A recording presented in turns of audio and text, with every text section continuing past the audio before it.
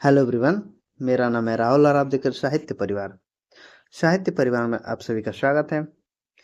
आज मैं आपके लिए एक नई यूनिट लेकर आया हूँ। यूनिट 6। कौन सा यूनिट है? यूनिट 6 है, जिसमें हम लोग हिंदी उपन्यास के बारे में पढ़ेंगे। आज ये हिंदी उपन्यास की पहली क्लास है और पहली क्लास में हम लोग कौन सा उपन्यास पढ़ेंगे? हम लोग पढ़ेंगे देवरानी जेठानी की कहानी। कौन सा उपन्यास पढ़ेंगे? देवरानी जेठानी की कहानी। इस क्लास में हम लोग क्या क्या मतलब कवर करेंगे? देखो, इस उपन्यास की जो भूमिका है उसको पढ़ेंगे हम लोग, महत्वपूर्ण उदाहरण को पढ़ेंगे, और साथ साथ इसमें से कौन कौन से पात्र इम्पोर्टेंट है। पात्र तो इसमें लगभग में सभी रखे गए हैं, लेकिन इम्पोर्टेंट पात्र जो है मैं उसको भी बताते हुए चलूंगा इस क्लास में। ठीक ना? तो आप लोग बने रहिएगा, बहुत ही अच्छी क्लास होने वाली है। सबसे पहले हम लोग क्या करेंगे कि ये देखेंगे कि देवरानी जेठानी कहानी का जो प्रकाशन वर्ष उसको याद करेंगे, और जो इसके उपन्यासकार उसको याद करेंगे। ये इम्पोर्टेंट है, बहुत ज़्यादा इम्पोर्टेंट है। क्यों इम्पोर्टेंट है? कि आपको लगभग में उपन्यास आप पढ़ चुके होंगे, सब सब चीज़ जानते हैं, लेकिन आप लोग कभी कभी क्या होता है कि आप लोग जो इम्पोर्टेंट जैसे कि जो इजी लगता है वो नहीं याद रहता है। सबसे पहले हम लोग क्या कौन सा काम करेंगे कि ये जो उपन्यास है इसका प्रकाशन वर्ष हम लोग याद करेंगे, और दूसरा कौन सा काम करेंगे कि इसके उपन्यासकार कौन है उसको याद करेंगे। तो देवरानी जेठानी कहानी का प्रकाशन वर्ष क्या है? 1870 है। और इसके जो उपन्यासकार कौन है? तो वो है पंडित गौरीदत्त शर्मा है।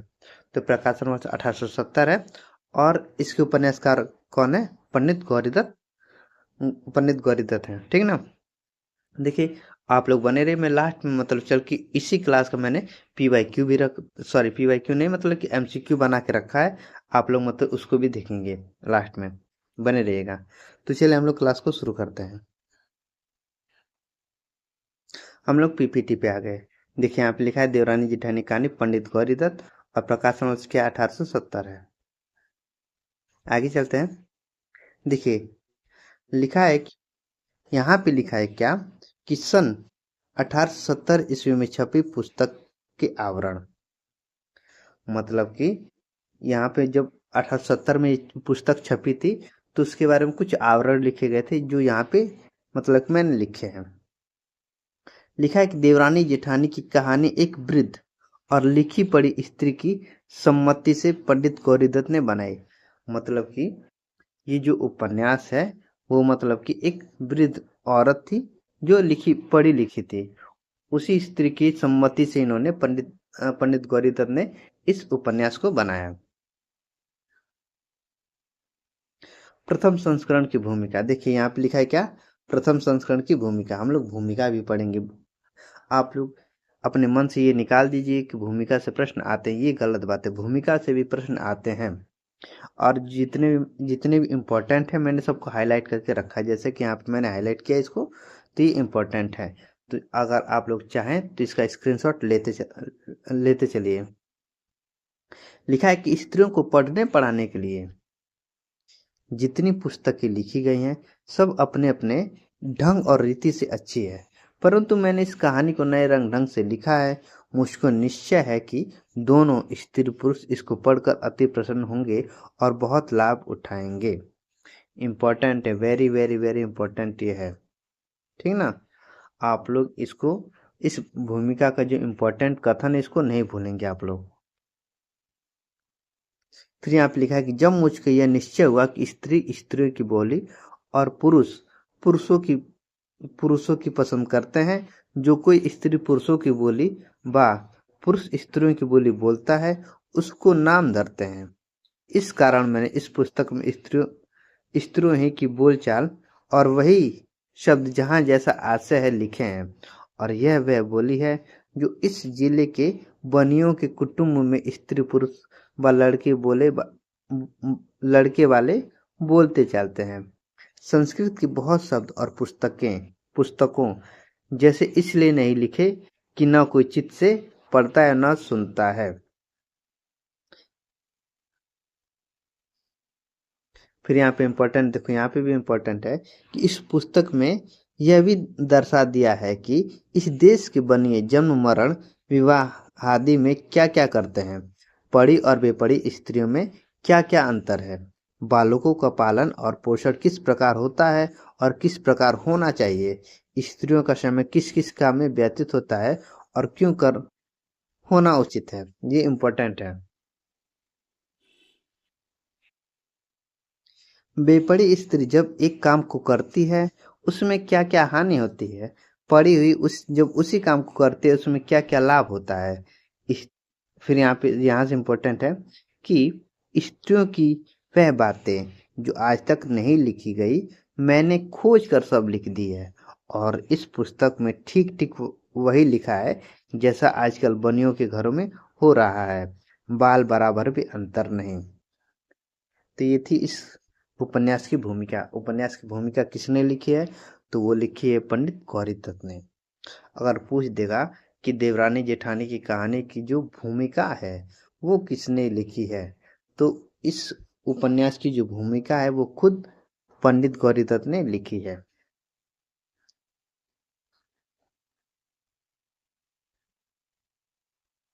फिर यहाँ पे आगे भी है, लिखा है प्रकट हो कि यह रोचक और मनोहर कहानी श्रीयुत एम केसन, इंपॉर्टेंट है ये वाला, श्रीयुत एम कैम्सन साहिब, डायरेक्टर ऑफ पब्लिक इंस्ट्रक्शंस, बहादुर को ऐसी पसंद आई, इंपॉर्टेंट है, मन को भाई और चित्त को लुभाई के शुद्ध करके इसके छपने की आज्ञा दी और 200 पुस्तक मोल ली, और श्री मन महाराज महाराजे धीराज प्रथम देशाधिकारी श्रीयुत लेफ्टिनेंट गवर्नर बहादुर के यहाँ से चिट्ठी नंबर 2672 लिखी हुई 24 जून सन 1870 के अनुसार इस पुस्तक के कर्ता पंडित गौरीदत्त को 100 रुपये इनाम में मिले। अब देखो यहाँ पे इम्पोर्टेंट क्या है, क्या पूछ देगा कि किस उपन्यास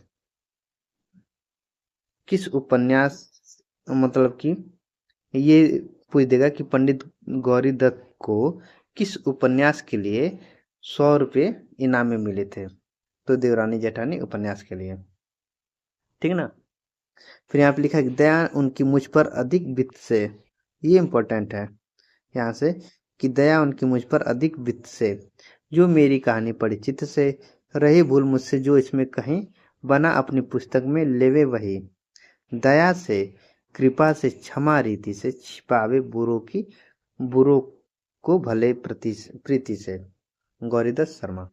ये तो एकदम इम्पोर्टेंट है ये वाला, ये लाइन मतलब कि बहुत ज़्यादा इम्पोर्टेंट है। तो ये हो गई भूमिका।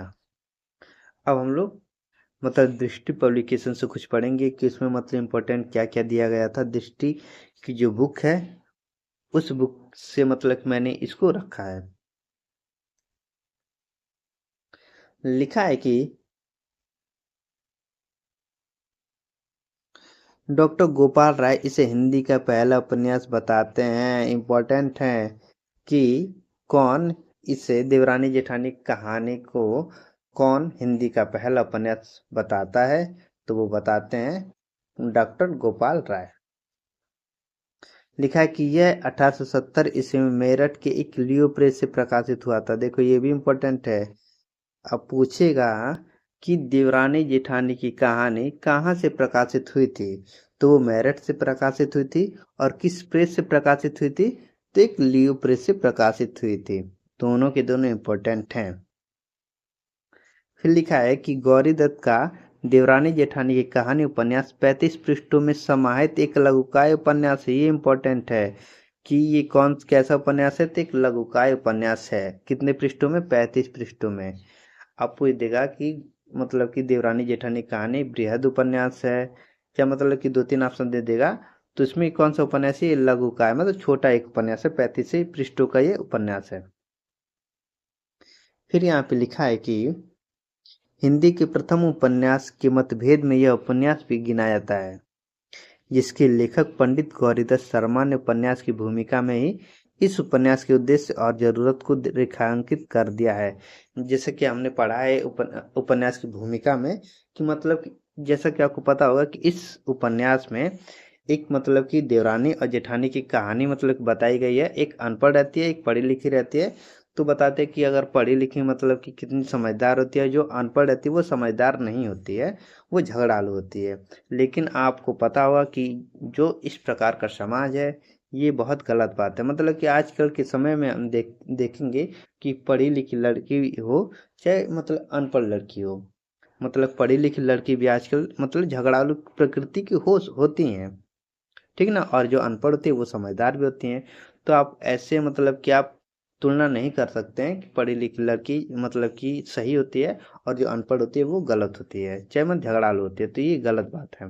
उपन्यास में कुछ भी लिखा हो, लेकिन अगर आप अपने समाज में देखेंगे तो आपको खुद पता चलेगा कि नहीं, कहीं कहीं ऐसा होता है कि जो पढ़ी लिखी लड़की होती है वो ज़्यादा झगड़ा वगड़ा करती है, और जो अनपढ़ रहती है वो थोड़ी समझदारी से या दिमाग से काम लेती है।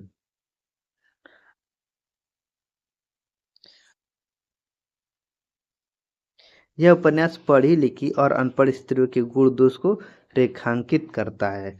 उपन्यास का परम लक्ष्य यही बताना है कि समाज परिवार के लिए पढ़ी लिखी स्त्रियां क्यों जरूरी है। हाँ, पढ़ी लिखी होना तो बहुत ज़्यादा मतलब कि जरूरी है, लेकिन इसमें ये कहा गया है कि जो उपन्यासकार है गौरीदत्त शर्मा जी, तो वो मतलब इसमें बताया उन्होंने कि जो पढ़ी लिखी लड़की रहती है वो मतलब समझदार रहती है, अनपढ़ अनपढ़ लड़की जो रहती है वो समझदार नहीं रहती है। तो इस बात से मतलब कि लगभग में हम सहमत नहीं हैं, क्या मतलब कि हमारी क्या इसमें दृष्टि, हम ये तो नहीं दे सकते हैं, लेकिन ये गलत बात है यहाँ पे। फिर यहाँ पे लिखा है, पंडित गौरीदत्त ने अपने इस कृति में स्पष्ट किया है कि वे इसका प्रणयन स्त्री शिक्षा के लिए कर रहे हैं। वे यह भी लिखते हैं कि मैंने इस कहानी को नए रंग ढंग से लिखा है। मुझको निश्चय है कि दोनों स्त्री पुरुष इसको पढ़कर अति प्रसन्न होंगे और बहुत लाभ उठाएंगे। मतलब इनका जो दृष्टिकोण था लिखने का, वो इसलिए था क्योंकि ये जो उपन्यास वो कब लिखा गया था, 1870 में मतलब प्रकाशित हुआ था। प्रकाशित 1870 में होता।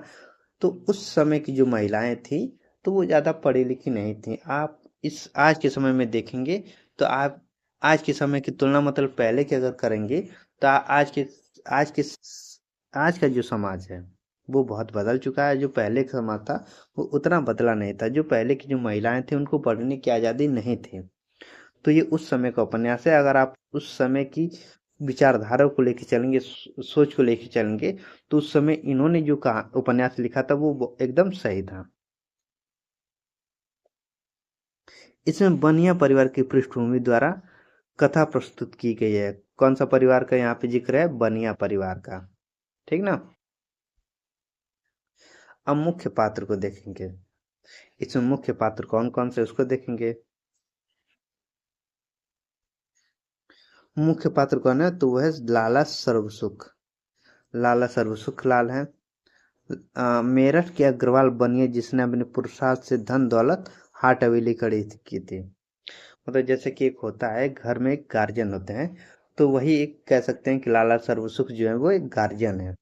और वो मतलब कि बनिया परिवार है, और अपने मतलब कि मेहनत करके इन्होंने एक दौलत और धन दौलत और मतलब हवेली इन्होंने खड़ी की है। दौलत राम। दौलत राम कौन है? तो लाला सर्वसुख का बड़ा बेटा, पिता का व्यवसाय में सहयोग करता है। लाला सर्वसुख का कौन बड़ा बेटा का क्या नाम है? दौलत राम। मूलिया और कन्हैया। मूलिया और कन्हैया ये कौन है? तो वो दौलत राम की क्रमशः पुत्री और पुत्र हैं। तो मूलिया कौन है? दौलत राम की पुत्री है। और कन्हैया कौन है? पुत्र है। और छोटे लाल। छोटे लाल कौन है? तो लाला सर्वसुख का छोटा बेटा रेलवे के दफ्तर में नौकरी करता है। नन्हे और मोहन कौन है? छोटे लाल के क्रमशः बड़े और छोटे बेटे। तो देखो, लाला सर्वसुख लाल के दो बेटे हैं, एक दौलत राम, एक छोटे लाल। और दौलत राम के भी मतलब कि दो बेटे हैं, दो दो मतलब कि औलाद हैं। ये एक मतलब पुत्री एक पुत्र है। तो पुत्री का नाम क्या है? मूलिया है, और पुत्र का नाम क्या है? कन्हैया है। छोट सर्वसुख लाल के मतलब कि जो छोटे लाल है, छोटा बेटा है छोटे लाल, उनके दो पुत्र हैं, एक नन्हे और एक मोहन। जैसा कि मैं आपको आगे चल के बता सकता हूँ। ज्ञानो। यहाँ पे कौन है? ज्ञानो।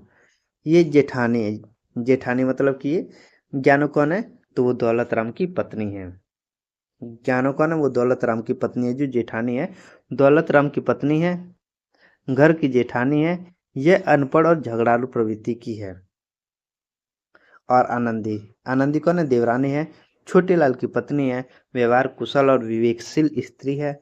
आनंदी देवरानी है, सुशिक्षित और गुणवान है। ठीक ना?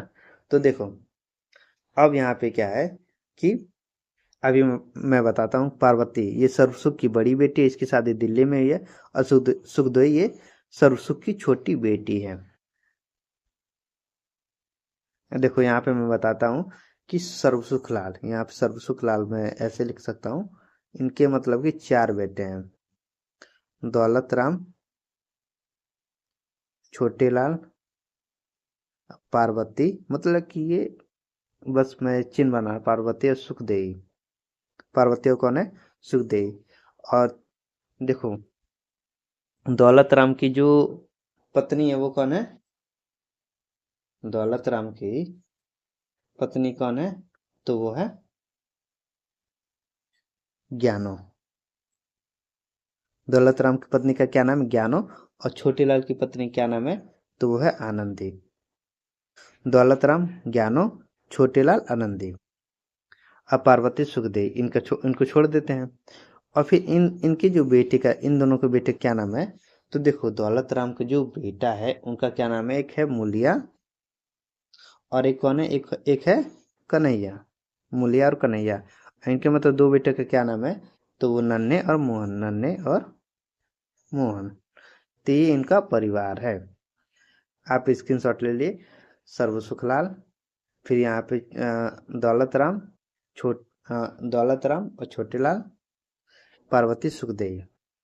दौलत राम की पत्नी का नाम क्या है? ज्ञानो। छोटे लाल की पत्नी का क्या नाम क्या है? आनंदी। दौलत राम के 2 बेटे हैं, एक मुलिया है, एक कन्हैया है। और छोटे लाल के मतलब जो बेटे का नाम क्या है? एक नन्हे, एक मोहन। तो ये इनका क्या है? इनका ये परिवार है। शॉर्ट फॉर्म में आप लोग इस तरह करके याद कर सकते हैं।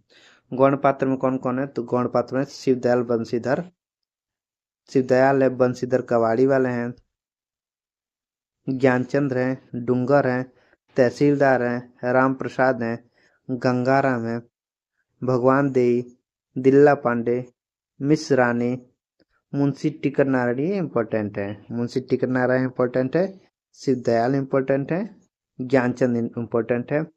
फिर यहाँ पे हर सहायक कावली, ये भी इम्पोर्टेंट है। हर सहायक कावली, ये भी इम्पोर्टेंट है। लाला दीनदयाल, ये भी इम्पोर्टेंट है। कृपी है।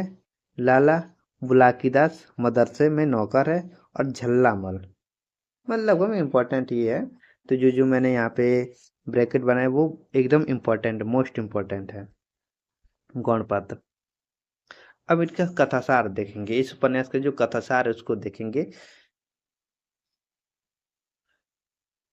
लिखा है कि इसमें लिखा है कि इसमें कोई दो राय नहीं है कि इस उपन्यास के केंद्र में नारी को आधार बनाकर पढ़े लिखे और अनपढ़ के बीच का अंतर स्पष्ट किया गया है।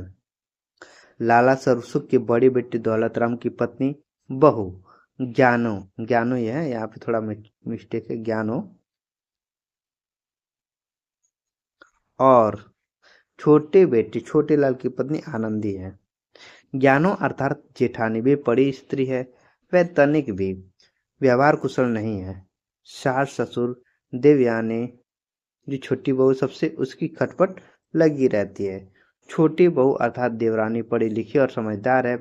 उसकी व्यवहार कुशलता से लाला सरसुख और उनकी पत्नी सहित पूरा परिवार संतुष्ट रहता है। देवरानी जेठानी उपन्यास अनेक सामाजिक कुरीतियों, वाय आडंबरों, धार्मिक अंधविश्वास आदि पर करारी चोट करता है। आभूषण प्रियता, व्यवहार में फिजूल खर्ची, झाड़ फूक आदि की चर्चा हुई है।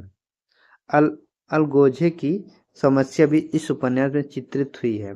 परिवार में वृद्ध की स्थिति क्या हो जाती है, उपन्यास इस पर भी हल्की सी रोशनी डालता है।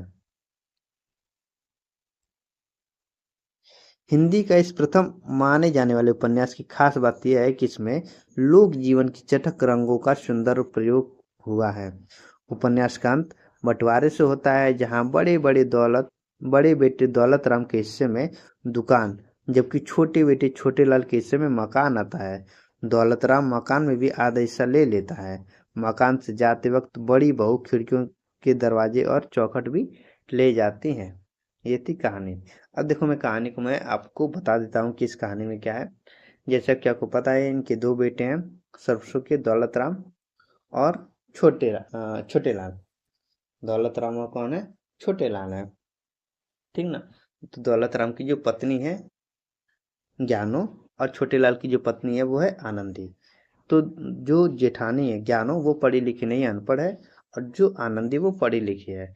तो मतलब कि ज्ञानो जो वो हमेशा उसकी सबसे बनती नहीं है। और जो छोटी आनंदी है वो मतलब कि पढ़ी लिखी है, समझदार है थोड़ा, तो सबसे मतलब कि कुछ हिल मिल के मतलब सबसे रहती है, अच्छे से बात करती है। लेकिन जो बड़ी अ, बड़ी बहू जो है वो उतना मतलब हिल मिल के नहीं रहती, ज्ञानू जो है, ठीक। तो मतलब कि जब इन घर का बंटवारा होता है, तो घर का बंटवारा जब होता है तो उसमें जो दौलत राम रहते हैं उसके हिस्से में दुकान आती है, और जो छोटे लाल है उसके हिस्से में क्या आता है? मकान आता है। लेकिन दौलत राम, जैसे कि आपको पता है कि जो ज्ञानो थी दौलत राम की पत्नी, वो झगड़ालू प्रवृत्ति की थी। तो होता है ना कि नहीं, मतलब कि जो झगड़ालू प्रवृत्ति क्या है कि नहीं, मुझे उसमें भी हिस्सा चाहिए, इसमें भी हिस्सा चाहिए। तो वो दुकान तो ले रखा था दौलत राम। लेकिन इसने क्या किया कि दुकान के साथ साथ इसने मकान में भी आधा हिस्सा ले लिया। और ये छोटे लाल जो था वो मतलब कि ये सोचा सोचा ठीक है भाई है, मतलब हिस्सा ले रहा है तो क्या बात है। तो दुकान भी दे देता है और अपने जो मकान रहता है उसमें भी अपना आधा हिस्सा इसको दे देता है। किसको? बड़े भाई को। और वो मतलब जो इसकी पत्नी रहती है दौलत राम की, जो ज्ञानो रहती है, वो क्या करती है कि जब घर का मकान का जो बंटवारा हो जाता है तो उसमें की जो खिड़कियां लगे रहते हैं, जो दरवाजे लगे रहते हैं और चौखट लगे रहते हैं, वो उसको भी उखाड़ कर क्या करती है, लेके चली जाती है। तो ये था मतलब कि इस उपन्यास की कथा सार। और इसमें जो है वो झाड़ फूक के बारे में बताया गया है कि झाड़ फूक की जगह आप मतलब कि दवा पे भी दवा पे पैसा खर्च करिए, मतलब ये सब बताया गया है इसमें, ठीक है ना। तो ये था उपन्यास। अब हम लोग मतलब कि विशेष कुछ यहाँ पे महत्वपूर्ण है उसको देखेंगे। लिखा है कि यह उपन्यास समस्या का साथ समाधान भी प्रस्तुत करता है। उदाहरण के लिए झाड़ फूक की जगह डॉक्टर को दिखाना, वृद्ध समस्या के बीच देवरानी द्वारा सेना का आदर्श प्रस्तुत करना। देखो इसमें मतलब कि समस्या तो है। समस्या क्या है कि इसमें झाड़ फूक को दिखाया गया है, लेकिन उसका समाधान भी बताया गया है कि झाड़ फूक से कुछ नहीं होता है। आप मतलब कि उसको डॉक्टर को दिखाओ। जैसे पहले होता था ना कि नहीं, किसी को बुखार हो जाता था तो लोग बोलते थे कि नज़र लग गई है। गांव में अभी भी ये प्रक्रिया चलती है। तो क्या करते थे कि किसी मतलब कि बाबा के पास लेके जाते हैं, झड़वाते हैं और कहते हैं कि बाबा बुखार हो गया, इसको थोड़ा झाड़ दीजिए कि सही हो जाए। लेकिन जो बुखार है वो तो जाएगा दवा से ही। जैसा कि आपको पता है कि जब तक आप डॉक्टर के पास नहीं जाएंगे तब तो बुखार ठीक होगा नहीं, ठीक होगा। तो यहाँ पे बताया कि झाड़ फूक की जगह आप लोग क्या करें कि डॉक्टर को दिखाएं। आनंदी के पिता द्वारा कहलाया गया है कि ज्ञानवान लड़के घबराती नहीं है, सब काम किए जाते हैं। और सही बात है कि जो ज्ञानवान लड़की रहते हैं, जो मतलब कि जिसके पास मतलब जो पढ़ी लिखी, अगर आप पढ़ेंगे नहीं तो आपको ज्ञान अर्जित नहीं होगा। ज्ञान अर्जित नहीं होगा तो आप मतलब कि उस हिसाब से कॉन्फिडेंस में नहीं रह पाएंगे। जो पढ़े लिखे लड़की रहते हैं अधिक ज़्यादा से ज़्यादा कॉन्फिडेंस उनके पास रहता है। तो वो जब कॉन्फिडेंस रहता है तो वो कहीं भी बात करने से घबराती नहीं है, कहीं भी बात कर लेती हैं, कहीं भी मतलब कि वो अपने आप से कुछ भी काम कर सकते हैं वो। पुनर्विवाह का समर्थन किया गया है। जैसे कि पहले पुनर्विवाह नहीं होता था ना, जैसे कोई विधवा हो जाता था तो पुनर्विवाह नहीं होता था उस समय, लेकिन अब तो हो जाता है। तो उसमें पुनर्विवाह का समर्थन इसमें दिखाया गया है। लोक मुहावरों का यथास्थान उचित प्रयोग इसमें किया गया है।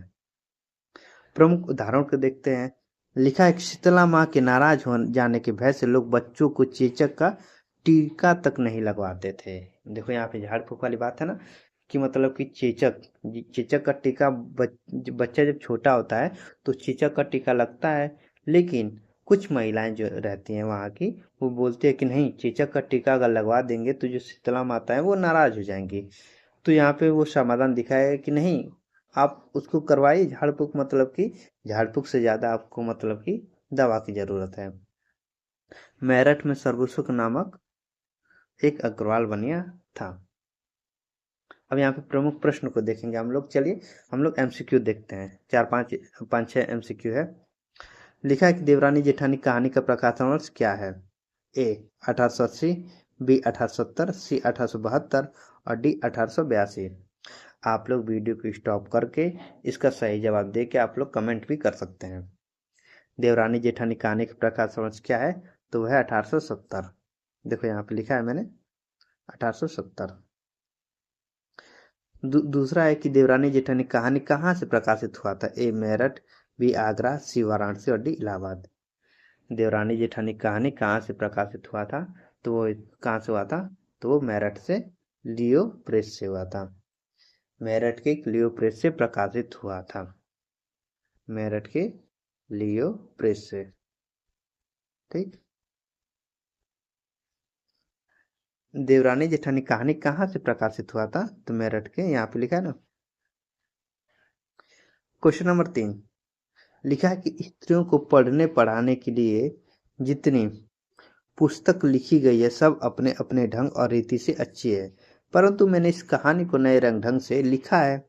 मुझको निश्चय है कि दोनों स्त्री पुरुष इसको पढ़कर अति प्रसन्न होंगे और बहुत लाभ उठाएंगे। यह पंक्ति देवरानी जेठानी की कहानी उपन्यास की भूमिका से लिया गया है। यह किसके द्वारा लिखा गया है? ए गौरीदत्त, बी रामचंद्र शुक्ल, सी दौलतराम, डी रामचंद्र त्रिवाली। मतलब कि यह जो पंक्ति है, ये जो पंक्ति है वो उपन्यास की भूमिका से तो लिया गया है, लेकिन उपन्यास की भूमिका किसने लिखी है? तो वो लिखी है गौरीदत्त शर्मा ने। तो ऑप्शन ए इसका सही होगा, 3 का। ऑप्शन ए इसका सही है। 4 लिखा है कि देवरानी जेठानी की कहानी को कौन हिंदी का पहला उपन्यास मानता है? ए रामचंद्र शुक्ल, बी हजारी प्रसाद द्विवेदी, सी गोपाल राय और डी गौरीदत्त। देवरानी जेठानी की कहानी को कौन हिंदी का पहला उपन्यास मानता है? तो कौन मानता है? तो वो मानते हैं गोपाल राय। गोपाल राय कहते हैं कि देवरानी जेठानी की कहानी उपन्यास जो है वो हिंदी का पहला उपन्यास है। 5वां है कि देवरानी जेठानी की कहानी उपन्यास के पात्र लाला सर्वसुख के बेटों का क्या नाम था? ए शेखर और हरिदत्त, बी दौलत राम और छोटे, सी माता दिन और दाता दिन और डी ब्रजकिशोर और मदन मोहन। देवरानी जेठानी की कहानी उपन्यास के पात्र लाला सर्वसुख के बेटों का क्या नाम था? तो क्या नाम था उनका? दौलत राम और छोटे। दौलत राम और छोटे। शेखर और हरिदत्त, ये शेखर एक जीवनी के उपन्यास के पात्र हैं। माता दिन और दाता दिन गोदान उपन्यास के पात्र हैं। और ब्रजकिशोर और मदन मोहन ये किस उपन्यास के पात्र हैं? तो वो हैं परीक्षा गुरु के। Option B. तो ये थे आज के 5 क्वेश्चन। अगर क्लास आपको अच्छी लगी हो तो आप लोग ज़्यादा से ज़्यादा शेयर करिए और उसको लाइक करिए, और साथ में कमेंट करके ये भी बताइए कि क्लास कैसी लगी है, जिससे हमारा जो है मनोबल बढ़ता रहे। ठीक ना? तो आज के लिए इतना ही। धन्यवाद।